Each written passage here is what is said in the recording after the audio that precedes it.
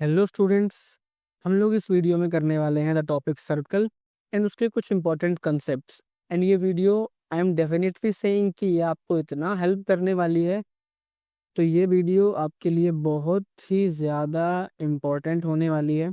तो चलो बिना किसी देरी के हम इस वीडियो को सीधा स्टार्ट करते हैं। तो सबसे पहले कुछ बेसिक बातें जो आप लोगों को पता होनी चाहिए कि रेडियस क्या होता है, diameter, centre and also chord. तो एक क्विक रिकैप कर लेते हैं इन चीज़ों का।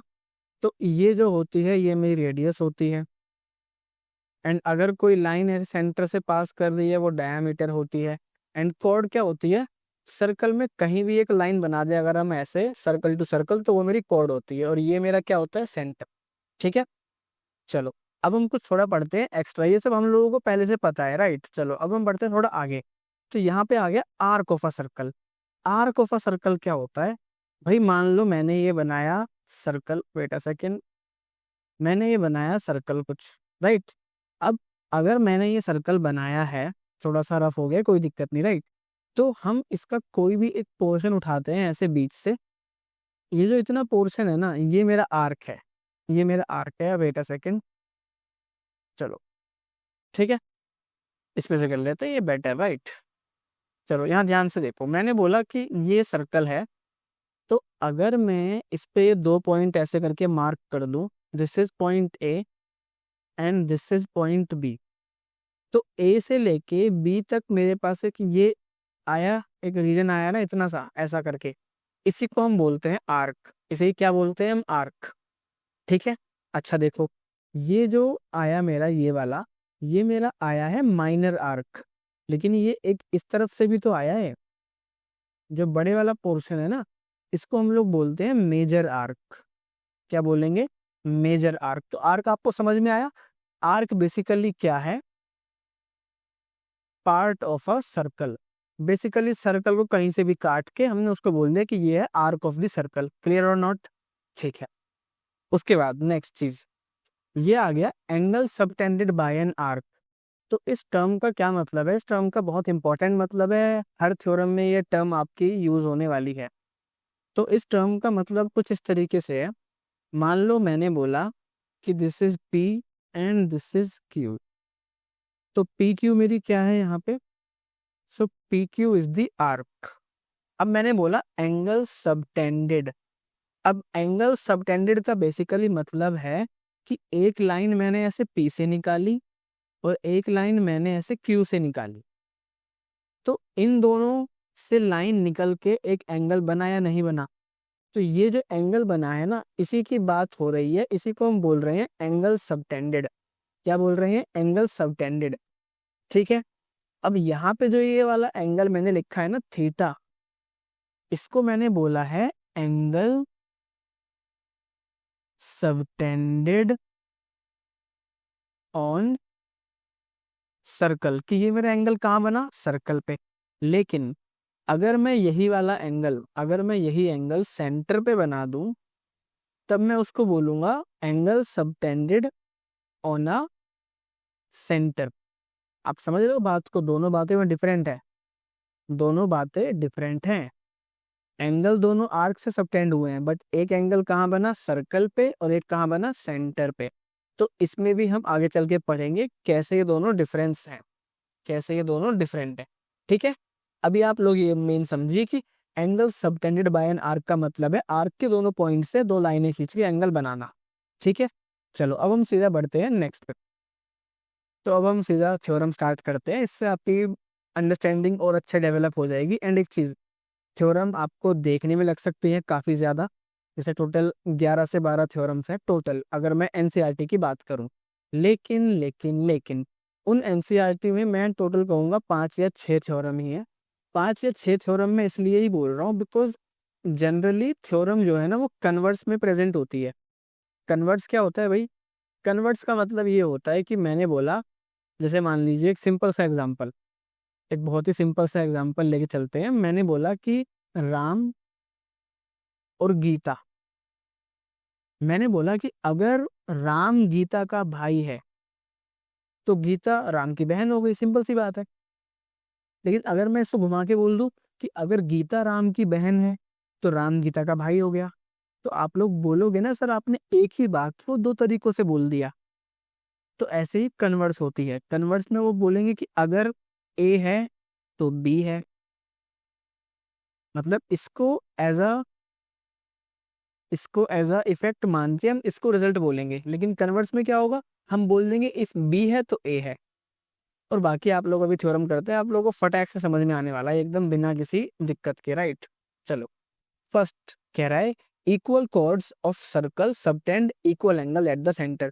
ये कह रहा है यहाँ पे इसमें कि भाई अगर कोई मेरे पास सर्कल है और उसमें दो मैंने कॉर्ड बना दी ऐसे करके ए बी और पी क्यू, तो ये कहना चाह रहा है कि इस ए बी और पी क्यू बराबर हैं, कि इस ए बी और पी क्यू बराबर हैं, मतलब अगर ये दोनों बराबर हैं तो जब मैं इन दोनों का एंगल बनाऊंगा सेंटर पे ऐसे कुछ करके, ठीक है ना, ये मैंने एंगल सबटेंड किया पी क्यू से और ये मैंने एंगल सबटेंड किया ए बी से, तो जो मेरे ये दोनों एंगल यहाँ पे बनेंगे ये मेरे दोनों एंगल बराबर आएंगे।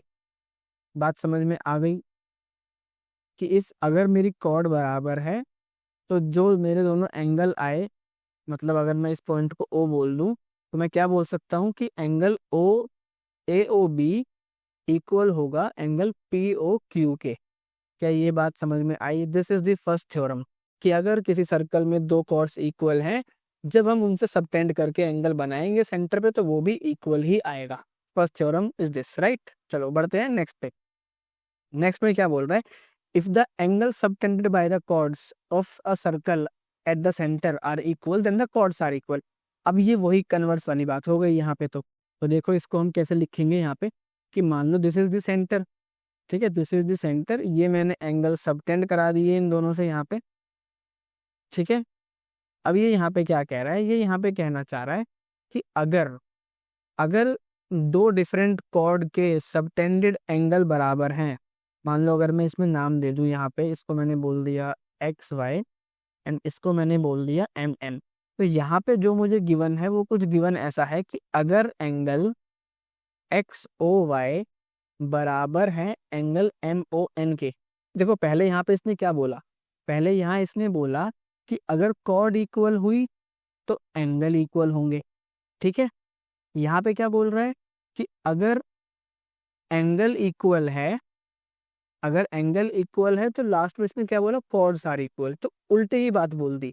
तो उसका मतलब यहाँ पे क्या आ गया कि अगर ये दोनों एंगल बराबर है इसका मतलब एक्स वाई, मतलब ये वाली कॉर्ड और ये वाली कॉर्ड क्या हो जाएंगी, बराबर। देन क्या बोल सकते हैं, X Y is equals to M N. बात समझ में आई? बातचीत वही है, बस को कन्वर्स बोल दिया, राइट। चलो अब बढ़ते हैं हम लोग फटाफट नेक्स्ट थ्योरम पे। नेक्स्ट थ्योरम क्या बोल रहा है, the perpendicular from the centre of a circle to a chord bisect the chord. ये सिंपल सी बात यहाँ पे ये कहना चाह रहा है कि अगर ये आपके पास एक कॉर्ड है ए बी और ये है मेरा सेंटर ओ, अगर मैं इस सेंटर ओ से इस ए बी पर परपेंडिकुलर बनाता हूँ, मतलब इसको मैंने बोल दिया this is the point D, कह रहा है इफ ओ डी, अगर मैं सेंटर से एक लाइन बनाता हूँ कॉर्ड को टच करते हुए जो कि उस पर परपेंडिकुलर है, तो जो ये पॉइंट है ना डी, ये उसको बाइसेक्ट करेगा। तो यहाँ पे क्या हो जाएगा, A D is equals to D B. तो आप लोग इस चीज को बस ऐसे याद रखो कि भाई अगर मेरे पास एक कॉर्ड, देखो आप लोग ना चीजों को रटने की ट्राई ना करके समझो, आप बस ये समझो कि भाई अगर ये मेरे पास कोई सर्कल है, ठीक है, ये मेरे पास कोई भी सर्कल है, ठीक है, ये मेरा उसका सेंटर हो गया मान लो, एंड ये मैंने बना दिए कोई भी कॉर्ड उस पे। अब मैं जैसे ही मैं इसको जोड़ूंगा ऐसे करके, 90 भी बनेगा और इसका मिड पॉइंट भी आएगा। बात को समझ रहे हो, 90 भी बनेगा और मिड पॉइंट भी आएगा साथ साथ में। तो ये फिगर को दिमाग में थोड़ा सा समझ लो, राइट। चलो अब हम बढ़ते हैं अगली थ्योरम पे। अगली थ्योरम क्या है, देखो, the line drawn through the centre of a circle to bisect a chord is perpendicular to the chord. Same बात, बस उसी को रिवर्स करके बोल दिया। पहले उसने क्या बोला कि अगर हम परपेंडिकुलर ड्रॉ करेंगे तो बाइसेक्ट करेगा। अब इसने क्या बोल दिया कि अगर पहले बाइसेक्ट कर रहे हैं तो परपेंडिकुलर बनेगा।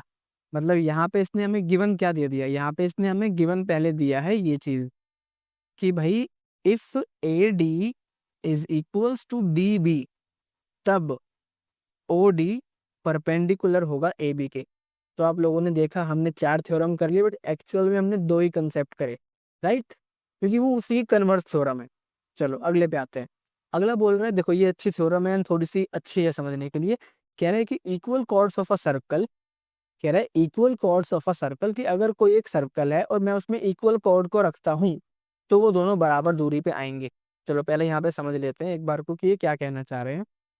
तो यहाँ पे सिंपल से ये बात ये कहना चाह रहे हैं कि भाई अगर ये कोई सर्कल है, मान लो, ठीक है, दिस इज अ सर्कल, मैंने यहाँ पे एक कॉर्ड यहाँ पे रखी, एंड मैंने यही इतनी लेंथ की कॉर्ड बराबर यहाँ पे रखी। अब यहाँ पे कंडीशन बस यही है कि इन दोनों की जो लेंथ है वो बराबर है, इन दोनों की जो लेंथ है वो बराबर है, ठीक है। तो यहाँ मैंने क्या बोल दिया, A B is equal to C D. अब बात यहाँ पे आती है इनकी डिस्टेंस की। तो भाई अगर ये मेरा सेंटर है, तो अगर मुझे किसी ने बोला कि भाई तुम मुझे बताओ कि सेंटर से दोनों कितनी दूर है, तो मैं क्या करूंगा, मैं सेंटर से एक लाइन खींचूंगा इस पे जो कि परपेंडिकुलर बनेगी, और मैं यहाँ का डिस्टेंस देख लूंगा D1। फिर मैं ऐसे ही एक लाइन यहाँ खींचूंगा जो बनेगी इस पे परपेंडिकुलर, इसको मैंने बोल दिया D2। तो अब ये लोग यहाँ पे ये कहना चाह रहे हैं कि अगर कॉर्ड की लेंथ इक्वल है, अगर कॉर्ड की लेंथ इक्वल है, तो उनका डिस्टेंस फ्रॉम द सेंटर भी इक्वल होगा। मतलब बेसिकली यहाँ पे क्या निकल के आ जाएगा, D1 और D2 भी बराबर आ जाएंगे। कंडीशन बस क्या है, कॉर्ड सेम होनी चाहिए थी, कॉर्ड की लेंथ इक्वल होनी चाहिए थी, राइट और नॉट। चलो अब देखो यहाँ पे इसको हम कैसे लिख सकते हैं सिंपल चीज़ों में, इस फिगर के अकॉर्डिंग, कि अगर मैं इसको बोल दूं x और इसको बोल दूं y, तो हमें क्वेश्चन में क्या गिवन है तरीके से कि if A B is equals to C D, then what can I say, O X is equals to O Y. Clear और नॉट, राइट। चलो नेक्स्ट थ्योरम पे बढ़ते हैं। तो नेक्स्ट थ्योरम क्या बोल रहा है, उसी का उल्टा है, बस उसी की कन्वर्स है, कि अगर कॉर्ड बराबर दूरी पे हैं, मतलब कह रहा है कि अगर मैंने इसको बोला ए, इसको बोला बी, इसको बोला सी, इसको बोला डी, इसको बोला मैंने एक्स या वाई, इसको बोला एक्स एंड इसको बोला ओ। अब ये यहाँ पे कह रहा है कि अगर डिस्टेंस बराबर है सेंटर से कॉर्ड का, मतलब अगर O X is equal to O Y है, तब वो कॉर्ड भी बराबर लेंथ की होंगी। मतलब घुमा फिरा के उसी बात को बोल दिया गया दोबारा से। तो आप ये सोचो कि circle is a symmetrical figure, तो यहाँ पे जो भी होगा हिसाब किताब से होगा, कुछ उल्टा पुल्टा नहीं होगा। अरे भाई जब कॉर्ड की लेंथ ही बराबर है तो बराबर दूरी पे ही होगी, राइट।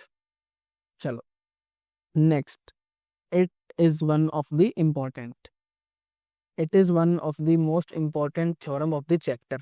तो यहाँ पे इसने क्या बोला, मैंने बोला कि ए बी मेरी आर्क है, आप इसको इसकी स्टेटमेंट छोड़ो, मेरी बात को सुनो। मैंने बोला कि ए बी मेरी एक आर्क है सर्कल पे, ठीक है। मैंने क्या किया, मैंने एक एंगल सबटेंड किया सेंटर पे, और एक मैंने सबटेंड किया कहाँ पे, सर्कल पे, ऊपर सर्कल की सरकमफेरेंस पे, और एक कहाँ किया मैंने, सेंटर पे। तो एक सिंपल सी थ्योरम बस इतनी है कि ये वाला एंगल जो है ये इसका डबल होता है।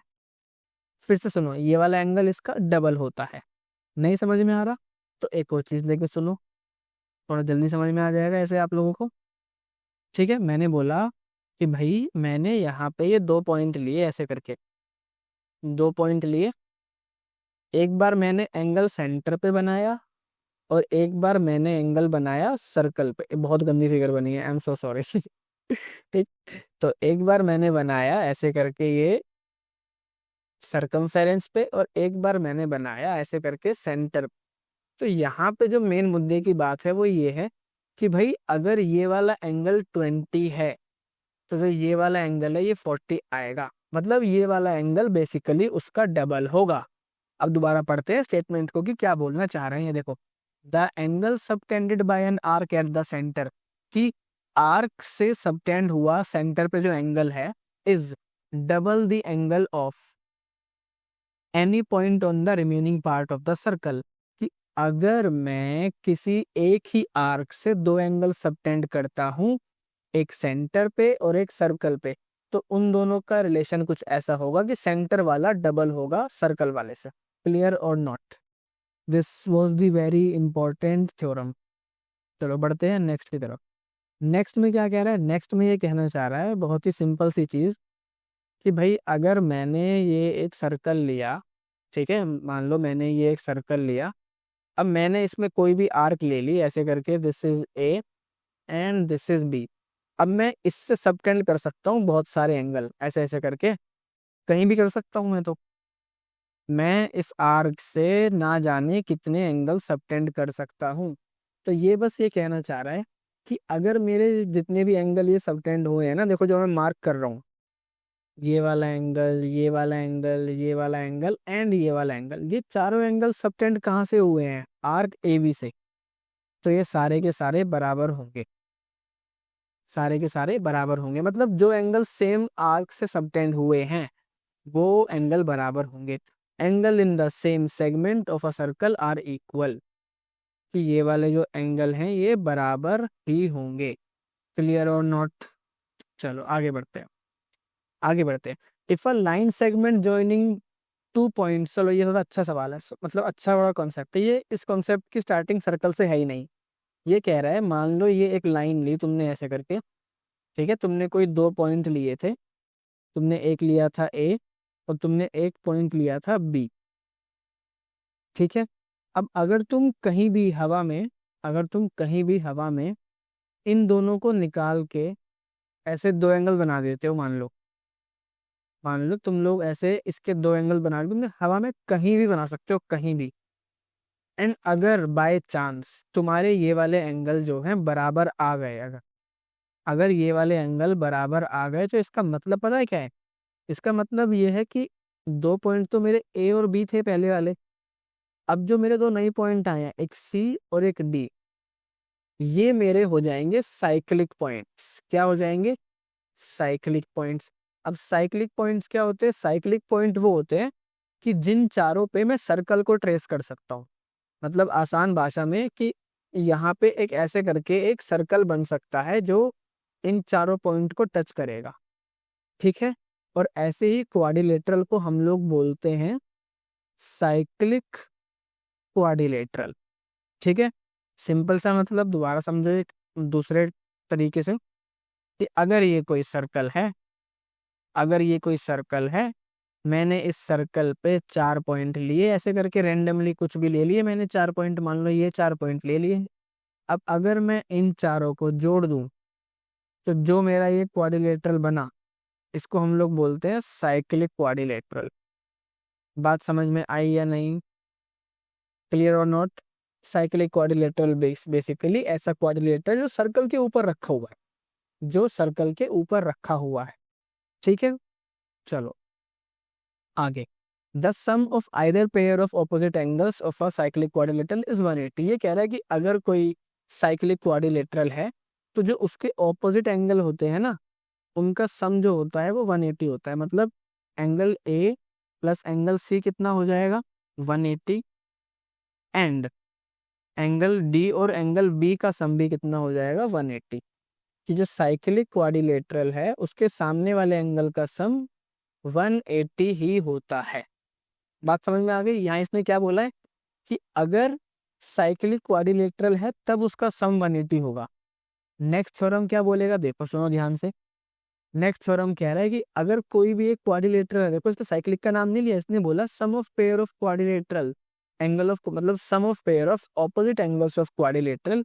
कि मान लो भाई ये कोई मेरा क्वाड्रिलेटरल है, अगर गलती से ऐसा कुछ सिस्टम है कि इसका और इसका सम 180 है एंड इसका और इसका सम भी 180 है, तो automatically this is a cyclic quadrilateral. ये बात समझ में आई? मतलब अगर एग्जाम में क्वेश्चन आ जाता है कि प्रूव करो A B C D is a cyclic quadrilateral, तो हमें क्या प्रूफ करना पड़ेगा? हमें बस प्रूफ करना पड़ेगा कि जो उसके ऑपोजिट एंगल हैं उनका सम जो है 180 है। अगर मैं ये प्रूफ कर देता हूं तो आई ऑलरेडी प्रूव्ड इट कि वो साइक्लिक क्वाड्रिलेटरल है, ठीक है। तो आई होप आपको हर एक थ्योरम अच्छे से समझ में आई होगी। अब हम मिलते हैं नेक्स्ट लेक्चर में। आपका कोई भी फीडबैक या कोई भी डाउट होता है तो यू कैन कमेंट बिलो। बाकी मिलते हैं हम लोग नेक्स्ट लेक्चर में। तब तक के लिए thank you and all the best.